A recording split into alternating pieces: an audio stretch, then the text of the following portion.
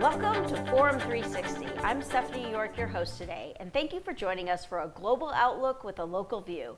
Today we're talking with Paul Jarrett, Executive Director of the Akron Symphony, and Maestro, I just like to say Maestro, Christopher Wilkins, Musical Director and Conductor of the Akron Symphony.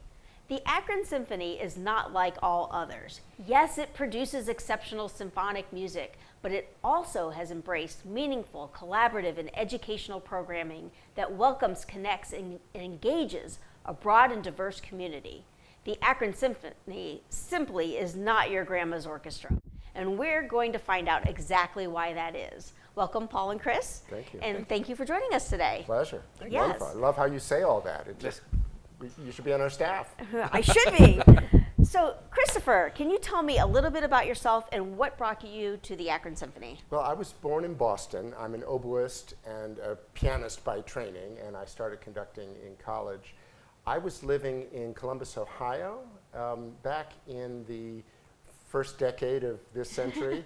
And when this job opened up, I was working elsewhere. I had a job in Orlando, Florida, but I had two school-age children at home, and I thought, well, wow, adding Akron as just a 2-hour commute would be a fantastic thing. Also, I knew Northeast Ohio already because I had worked for the Cleveland Orchestra, been on their conducting staff, and every year in those days, the Cleveland Orchestra played in Akron, and I knew Alan Balter, who was one of my predecessors now. So I felt like I had just implicit, strong connections with Akron already. Well, we're glad about that because you landed here and it's been fantastic. I've been here for this approximately 15 years now. Great. Yeah. And Paul, a little bit of your background and how you became the executive director. Sure. Well, I was Northeast Ohio, born and bred. Started on the west side, moved to the east side. I'd spent time with Cleveland Opera as a director of marketing, which I really enjoyed. I really got into opera, and I had a marketing background, so I just really liked sharing the story of music and the stories that we were telling on stage. From there, I went to Apollo's Fire, and I spent a couple of years with that group, again, in Northeast Ohio. Fantastic, absolutely, world class, literally. Yes. And then about 10 years ago, much like Chris, I learned about this position, and I started here. And what I just absolutely love what we do, which I know we'll get into more detail, but just what keeps me here is this whole collaborative nature of what we do, focusing on the Akron area. And I shouldn't interrupt already, but you also have a musical background, and it's worth saying because it's a very significant part of what you do for us. Yeah, I do. I have a degree in music education, and I used to play in pit orchestras and things around town. This kind of bass, not this kind of bass. Yeah, but more rock style. Yeah. I would play Rent, but not like Showboat, that sort of thing. Yes. Got it. Fun. Well, great. We're glad you both landed in Akron in Northeast Ohio. So there's so much to talk about today, and I'm constantly telling people that the Akron Symphony is not your grandma's orchestra. So let's just jump into that. What does this season look like, and what's new and different? Well, we really, right now, we have a wonderful team. I'm so proud of the entire organization, board staff, musicians, and our patrons and supporters, who I think we're all very much on the same page that we want to push the boundaries. We want to open up who we make music for, the kind of music that we're making, and what an orchestra is capable of being. So a lot of that's community-based, like really strong connections to the community so that we're not just isolated, in our little temple. Sure. But a lot of it, too, is finding ways to connect with people's life stories, and that's part of, I think, what Paul was talking about. Music is essentially a community experience, a communal experience. It's something to be shared. So orchestras somehow over the last century have done very much the opposite, played a very narrow range of music, mostly European, mostly by deceased composers. Correct. How does that serve you in connecting with contemporary audiences? It simply doesn't. And yet we've done it because of the age-old belief that you have to play things that people are familiar with. Well, that's a self-reinforcing circle. If you only play things that people are familiar with, that's all they'll be familiar with. Exactly. So we're really pushing it at those boundaries. That's one thing I would say. Absolutely. And we can't ignore the fact that there is a world-class orchestra 30 minutes north. Sure. And we're not going to compete with the Cleveland Orchestra. They are who they are, and we're so fortunate to have them here because it makes us good. It makes our players good. They study with those players. They substitute in Cleveland. But what we're able to do is focus that energy completely on the Akron area and sharing our stage with the community itself. And I think one of the tenets that we like to follow is how are we listening to the community with the same level of intensity and intention as we ask them to listen to us when we perform. So there's a lot of listening that we do. Christopher and I find ourselves in meetings with all kinds of community groups, not your typical other arts partners usually. Right, so you're collaborating with the community. Exactly. Right. And one of those collaborations just happened this past weekend. Yeah. And it sets you apart from all other orchestras. The collaboration was with Earthquaker Devices. Mm-hmm. What is Earthquaker? And tell me about that collaboration and what the heck happened this weekend? I'll leave that to Paul can begin because Okay. he has a family connection to Earthquake. I have Yeah. a family connection, and I started with a personal connection. When I mentioned that I play this Yes. kind of bass, I've always been into guitar and effects and synthesizers and have a home studio. And so when I realized that Earthquaker was based in Akron, I went there as the executive director of the symphony, but also as a fan of what they do, and literally just said, I'd love to just start talking about. What do they do? Well, okay, so they make guitar effects pedals. So they're used by musicians all over the world. They're an international company. They're huge. And I think there wasn't a lot of notice that they were based in Akron. They hand make these things that are used by, if you go on tour and see a band or listen to a record, chances are their effects are on their guitars. Okay. My son happens to work for them too, but that came after. Okay. So we just started talking about, we're both in this world, we're both in this musical world where we're interested in pushing the boundaries and interested in interesting collaboration. So what could this evolve into? How could we affect, what they do with affecting sound with what is a centuries-old tradition of a typical orchestra? So you made the orchestra electronic? Somewhat. Somewhat? Yes. So what we did was we had a composer, and I'll let Christopher talk about this a little bit more, but a composer and a sound designer who, essentially amplified individual instruments throughout the orchestra, and it was manipulated as it went on. It would have been real easy to do, like, let's put a clarinet through a distortion pedal, and Sure. this sounds like rock music. But I think what we did was, and I know what we did was much more than that. It was really just really infusing the sound with this sort of electronic atmospheric feel to it. Modernized it. Yes. Really? Yeah. Right, Earthquaker sort of suggested one of the two composers, so it was co-composed. John Sonnenberg is an Earthquaker artist. He's actually also an electronic engineer, and he has designed or helped design a number of the Earthquaker pedals, effects pedals. So he knows that world intimately and performs with this equipment all the time. He's also a composer, so he had a lot of music rumbling around in his head that would be really cool to Right. put instruments through effects. But he doesn't typically write for orchestra, and what we wanted Right. was something magnificent for an 85-piece orchestra. And so a young composer that I know well, who's done a number of projects with me, who teaches at Ithaca College, collaborated. So Jake Gunnar Walsh collaborated with John. And the idea was that we would, Earthquaker sent a bunch of pedals to Jake. He had students and colleagues at Ithaca College play their instruments, a horn, a clarinet, a violin, a cello, a piano, a harp, through these effects pedals. And he chose, I don't know, we had like a dozen different effects in the end up there, which ones would be really cool. And then together they sort of dreamt up what would be the journey that this piece would take us on. It was about a 20-minute excursion into a fantasy world of sound that I'd never experienced before, and honestly, I'm not sure quite what we did has ever been done before. I've heard orchestras use effect pedals, but not completely Immersing. immersed into the orchestral setting, and it was. So did you conduct this extraordinary. piece? And I conducted it. Did you have to change anything, or was that a little difficult, or a learning curve, or what? Well, as always, I had to take the composer's vision, and that vision is written down in code. It's the musical score. It's the notation. But the distance between that black dot with those sharps and flat signs and what you're hearing those are different worlds. So it's a matter of sort of interpreting what's there.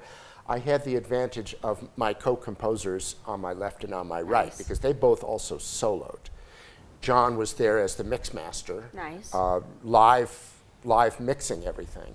And then Jake is a marvelous oboe player. So he was soloing at the same time on the oboe and also playing an instrument designed by his co-composer, who happens to be an electrical engineer. Sounds crazy. So the whole thing was over the top. So how did it go? What did the audience? Let's hear it. So I was so nervous because we have our traditional audience coming in, but we also knew that we had a lot of people who had never been to an orchestra Sure. before coming to this. And I loved it. I loved walking through the hall before the concert, seeing people in flannel and jeans and seeing people in suits and ties. And as soon as the piece, and there's amplifiers, so people are going to be like, it's too loud, just because they saw speakers. Yeah, I was nervous about that.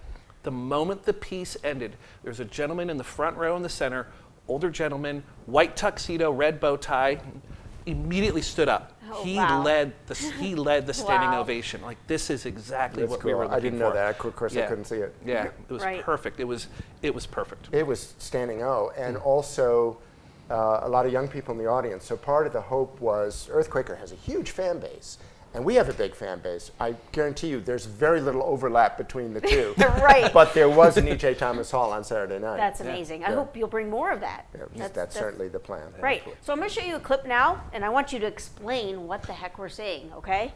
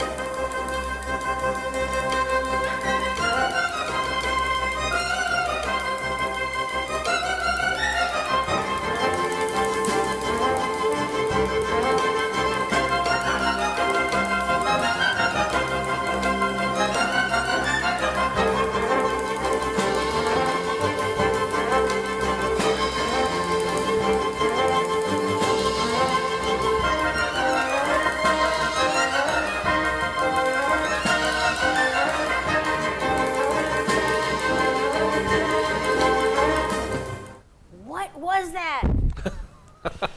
I know. What was that? And it's what does it have to do with the Akron Orchestra? Not what you would expect to see at a symphony concert. No.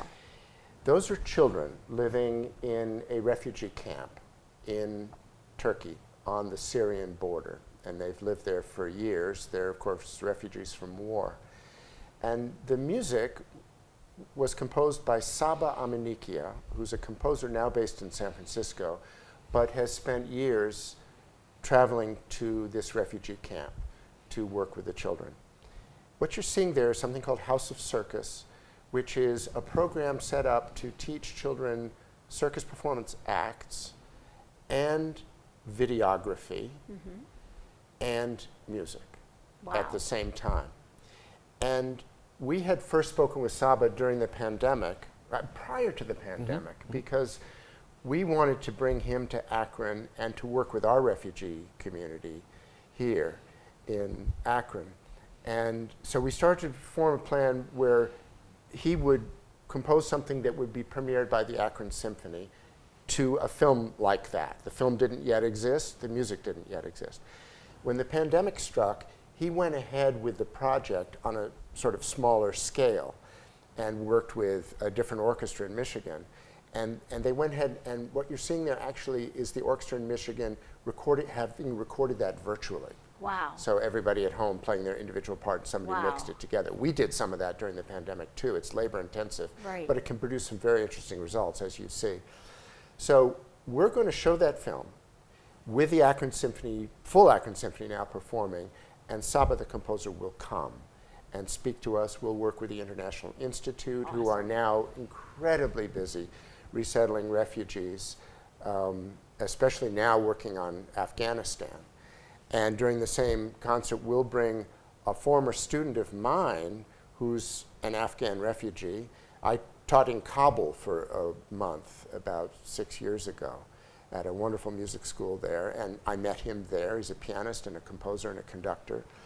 And so we're also going to play work by Milad Yusufi, this young man, and he will be in Akron working with the International Institute and interfacing with newly arrived Afghan immigrants. So that's on a program all about Akron's immigrant community, which is, particularly in the North Hill area, Absolutely. is an extremely vibrant, active, dynamic, and ever-changing populace. Oh, I cannot wait. Cannot wait. So I want to remind our viewers and those who may have joined late that we are here with Executive Director Paul Jarrett and Maestro Christopher Wilkins, both from the Akron Symphony, and we are learning why the Akron Symphony is not your grandma's orchestra. So let's talk about the orchestra and how it's trying to achieve more diverse audiences, diverse in race, age, sex, economics. Tell me about that. Sure, and I think what Christopher was just talking about with this particular program for next year called Global Circus is a perfect example of this. Of this is why I love working for the Akron Symphony. Is we have a music director, and everything that we do branches out from the programming. It starts with the music and high quality music. But what we do is we involve as wide a range of the community as we can in coming up with those programs. We don't sit in a bubble, or we try not to sit in a bubble, as we alluded to earlier, and say we should do Brahms and Beethoven and check those boxes, and here we go. But really it's listening to the community so that the community feels like its story and its representation is reflected in the programming and in the performers, allowing the community to hear and tell its own story. So it's a long process. It would be easy, this Earthquaker thing. It would have been easy to do a piano concerto and a Symphonie Fantastique and call it a night and sell 500 tickets and be whatever. But that's not going to accomplish the mission. And it's not going to do exactly what you yesterday's just orchestra. did. Exactly. So by doing this, it's not just the stage, but it's starting to get now infused in all of our messaging.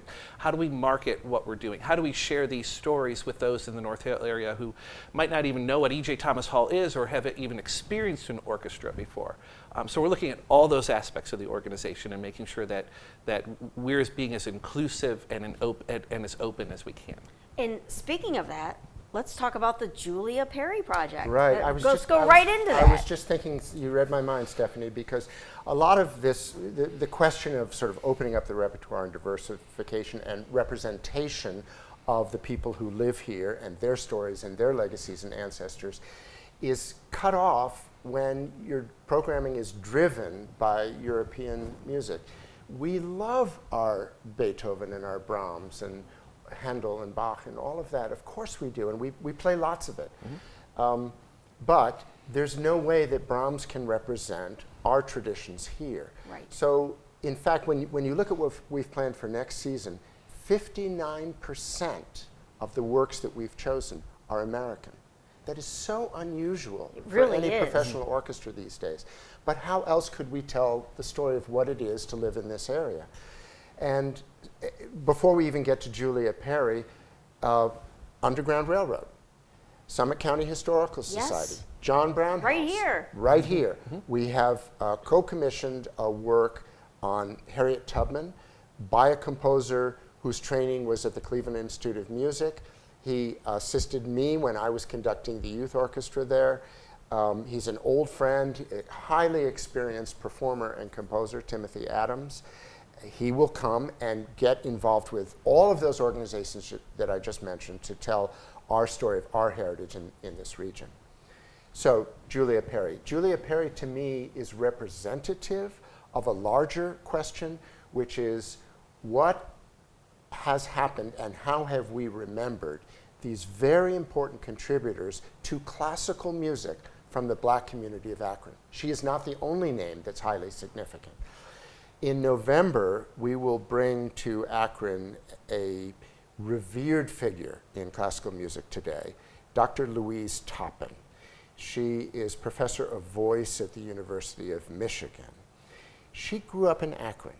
Her father was Dr. Edgar Toppin, and he was the first black professor hired at the university. Wow. And he What was a history. It's just extraordinary. He was charged to a large degree with integrating, the term of the day, the University of Akron. So this is where she was born. It's where she grew up. She's hardly been back since. She's incredibly excited to come. It gives us a chance to open up a whole conversation about generations of contributions of black musicians. Kermit Moore is another terribly important musical figure who was a contemporary of Julia Perry. They lived practically across the street from each other in this neighborhood that is now where the university's athletic fields are. Okay. This is a whole neighborhood that had prominent black contributors, and it was an integrated community. It was a mixed, racially mixed community. So Julia Perry had a great career as a young woman.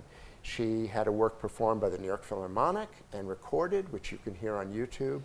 She traveled to France and to Italy, had several important works that won awards. She was granted money to produce recordings. She was a conductor. She was a pianist, a violinist, a conductor, wow, and a composer and a singer. So 5 musical skills, and was quite in demand as a young person, supported by people like Aaron Copland. And today her music is completely forgotten. I have to admit, until about 5 years ago, and I'd already been in this community for 10 years, I didn't even know the name. So we have a large-scale project to help correct that really kind of I get goosebumps. embarrassing misstep, right? That's great. Me too. And so Dr. Louise Toppin will come from Michigan, and one of the things that we'll do with Awesome. her is perform a work by Julia Perry that has scarcely ever been performed before. We hope to get a nice recording that we can broadcast. And meantime, we are working to put her materials in good order, to work on understanding her biography and the biography of her family. There were 5 girls in that family, all of them highly accomplished. Her dad was highly accomplished. He was an important doctor in Akron and a wonderful amateur pianist. The family came from Lexington, Kentucky. There's a whole wonderful history of the Perry family there. They were horse trainers, including her grandfather, who was a Derby horse trainer, successfully. It's just an amazing story that most Akronites don't know about, but we're working with many partners in our community, historians, the university, people like Louise Toppin, to tell her story now. It's a beautiful thing to be involved with. Awesome. Now, how are we going to get people to come to that, Paul? And no, so people perceive the orchestra. You have to wear really nice clothes. They don't know when to clap. I don't know when to clap. Like when it gets quiet, Whenever I clap. you move. Well, when it gets quiet, I clap. But sometimes that's just in between movements, and you're not supposed to clap. Wow, we could do a whole separate episode on that. So how are we going to get people So to come to a this? beautiful thing happened Saturday night. I keep going back to this Yes, Earthquaker concert. please. So the timing is perfect. We had all of these new people in the hall, and we had people that have never been to an orchestra concert before. And at the second half of the concert was a piece by William Dawson. We played a symphony of his, and had 3 movements. And at the end of the first movement is this huge, giant, emotional, dramatic ending. And of course, immediately, the place erupted into applause. Right. And it was organic, it was spontaneous, and it was well deserved. It was how people felt in that moment. And I just people are looking at, are we supposed to be clapping? And so I'm right up there with them. Yes. Absolutely. This notion of clapping at the wrong time is an artificial notion that was created about 100 years ago, deliberately to keep people from coming to concert halls, to establish a class difference. So we have a lot of history to undo on our own. So we want people to clap. We do. Whatever We they want people to We clap. do. We want people to enjoy it. We want people to feel that they can come and dress Jeans however, and a nice shirt, and whatever they want. Just be themselves. If we're going to reflect the community, we want the community to feel comfortable coming in and being themselves in that atmosphere. I love it. Yeah. I love it. Yeah, and actually in Mozart's time, just to use an example, people leapt to their feet in the middle of a symphony and would applaud, and they would shout encore, and the orchestra would go back and play the movement again. So where did we come up with the rules? Right. I mean, none of us came up with Throw them. We out the just inherited rules. them. Throw them out. They're gone. They're gone. We've the ripped Akron up the Orchestra book. has no rules. Okay, maybe not That's quite not that maybe much. entirely true. True. I mean, There are it's some rules. Certain, Okay, but yeah. clap when you want to clap, wear what you want to wear. The golden rule. Yes. Yes. The And rule golden number 6. Yeah. You don't know rule number 6? No, go ahead. Don't take yourself so damn seriously. Oh no, I never do. I never do. I You live knew rule that. number You- 6. Yes. you live- I live. So we're running out of time, but we didn't even talk about what COVID did to the orchestra and all that. So I'm not going to get. I only asked like 4 of my questions of my 20. So I do want to know things that came out of COVID, COVID helped that are transform still. us, I think. This was, Yeah, we let's hear emerged about out of that. this as a completely different organization because of COVID. And In a good way. In a very good way. This allowed us to check off some things off our bucket list that we had always wanted to do. Take small musical ensembles, go out in other places in the community, turn the concert hall inside Sure. out, created new community partnerships with organizations that we hadn't worked with before, and the musicians leaned heavily into it. They loved this, and it allowed us to have these conversations with organizations that we typically wouldn't have. Yeah, so you have a podcast now? Podcast. We Because have of that? Three podcast Three channels. podcasts. We Yes. did 14 episodes with Rita Dove. The Nice. Gospel Meets Symphony Chorus was Yes. very involved. Jonathan Turner, their director, was very involved. We certainly put an emphasis on underrepresented repertoire. That was a good thing, and all of this has carried forward. Yeah, so the podcast is still active and it's going to continue, The correct? podcast will continue, yes. What's it called? Unorchestrated is our signature podcast. Okay, just so people can look it up if they Yes. want. And tell me about the interlude season, quick. Oh, that was a little bit, Part of I mean, it? the podcast came out of that, these little ensembles have performed, plus Okay, a that's lot of digital content came out of that as Okay, well, I wish I could get into all Yeah, of it, but I we know. can't because we're running out of time. So there is no question that classical music programs have come a long way, and that cannot be better illustrated than through our Akron Symphony. The Akron Symphony embraces engaging, meaningful, and diverse programming that captures the imaginations of all, breaking down barriers of race, religion, sex, age, economics, and more. The Akron Symphony is simply not your grandma's orchestra, and I challenge all of you to give it a chance. You may just fall in love with music again and again and again. Thank you, Paul and Christopher. Forum 360 is brought to you by John S. and James L. Knight Foundation, the Akron Community Foundation, Hudson Community Television, the Rubber City Radio Group, Shaw Jewish Community Center of Akron, Blue Green, Electric Impulse Communications, and Forum 360 supporters.